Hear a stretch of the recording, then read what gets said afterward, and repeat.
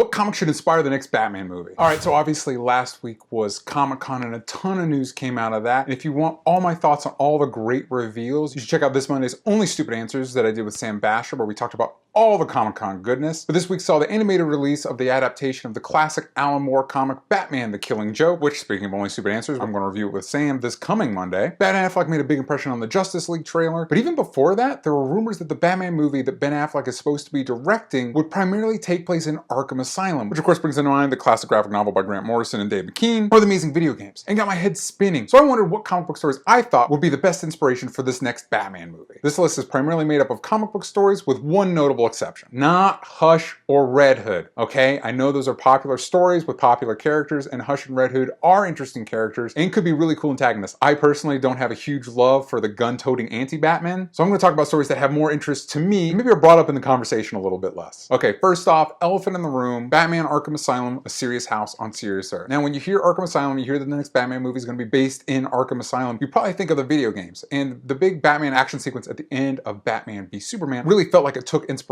from those games. But for this video, I want to talk about the comic. Batman Arkham Asylum is probably one of the most surreal and twisted Batman stories ever published. Now, adapting the story makes a lot of sense because it gives you a good excuse to incorporate a lot of villains, which has been a rumor for this movie that it's going to have a lot of Batman villains. But it's also one of the most psychologically captivating Batman stories ever published. Every villain references real psychological traumas and is a dark mirror for the mental hangups that Batman himself has. In fact, it's probably one of the starkest displays of Batman's own mental baggage. One of my favorite moments focuses on Two-Face, as the asylum staff has tried to wean him off his duality and using a coin to make decisions, and they've upgraded him to using the tarot, but now he has so many options that he can't even make simple decisions like when to go to the bathroom. It's really fascinating, if twisted stuff. Now, the tough part of adapting this comic is I don't know if any mainstream movie could capture the demented surreality of the story. But also, I don't know about you all, I don't know if I'd want the bulk of a Batman movie set entirely in Arkham. I want to see Gotham. I want to see what this city looks like in this world. We got little tidbits of it in Batman v Superman, but I want to see the world that this new Batman inhabits. Another obvious answer is Batman Earth 1. Rumors are that Jeff Johns is co-writing this Batman movie with Ben Affleck, and Jeff Johns' major take on the character comes from Batman Earth 1. I personally love Earth 1 because it's one of the most human portrayals of Batman ever. Now, most people who are fans of Batman say that they love him because they can relate to him, because he's human, and I've always had difficulties with that. I don't know about you, but I'm not a billionaire playboy master martial artist that spends his nights beating up criminals. Whereas if you had a person that's normal, except for the fact that they happen to have superpowers, I find that a little bit more relatable. This Batman, however, screws up just as often as he saves the city. This isn't the Batman that's 15 steps ahead of every enemy and is almost an unstoppable force of nature. This Batman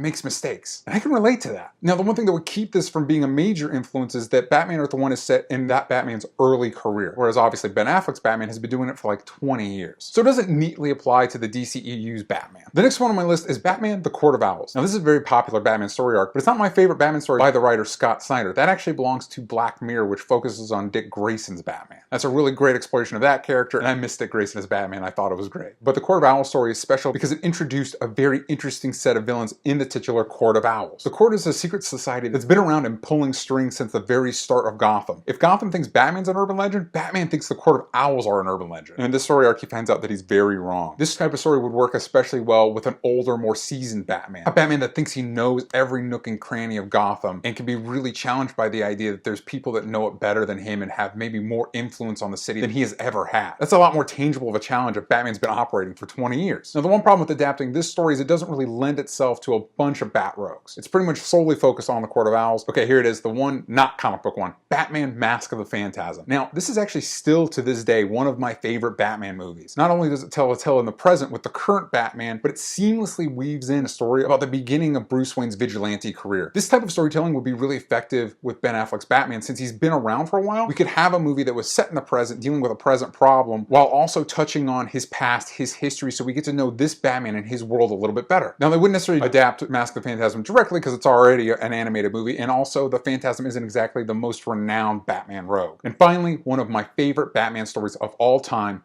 Batman R.I.P. This is a Batman story I never thought we'd see adapted into a movie, but it fits surprisingly well with the older Batman. This one's also written by Grant Morrison, and it tells the tale of when Batman faced his ultimate threat. It could be the devil, it could be his dad returned from the grave, it could be the personification of all his greatest fears. If that sounds weird, It is, but in the most amazing way. It involves Batman creating a backup personality in case of psychological attack. It's great. I love this story and Grant Morrison's run in general as a great counterpoint to Earth 1, where that is the most human Batman. This is the most almost godlike Batman. This is a person through sheer willpower and dedication has brought himself to the peak of human potential to be able to stand side by side and shoulder to shoulder with the likes of Superman. That's this Batman. It's a really cool take on the character. If you get a chance, I recommend reading the entirety of Grant Morrison's run. But in Batman R.I.P., Batman must face his own mortality, the validity of his crusade, his legacy, his own broken psychology, and his greatest fears. You could also bring back Jeffrey Dean Morgan to play Dr. Hurt / maybe the devil / maybe his dad. Now this would struggle with a straight adaptation for the same reasons that Arkham Asylum would, in that it may be just too weird for a mainstream movie. And Batman dies at the end. Now ideally, the next Batman movie will pull from all of these stories and many more to craft a new adventure for the Caped Crusader. Either way, the new Justice League trailer gives me high hopes for the rest of the DC movies in general, and Ben Affleck's Batman in particular. Tweet me or let me know in the comments down below what Batman stories you'd like to see adapted into a movie, or you would like to see influence Ben Affleck's version of the character. Also, let me know what topics you'd like me to cover in the future. And don't forget to tune into my podcast with Sam Basher, Only Stupid Answers, that drops every Monday on iTunes and SoundCloud. Last week we talked about all the Comic-Con news. This upcoming week we're talking about Batman the Killing Joke. So if you want my full thoughts on that, be sure to tune in. All right, that's it for me. Have a great weekend.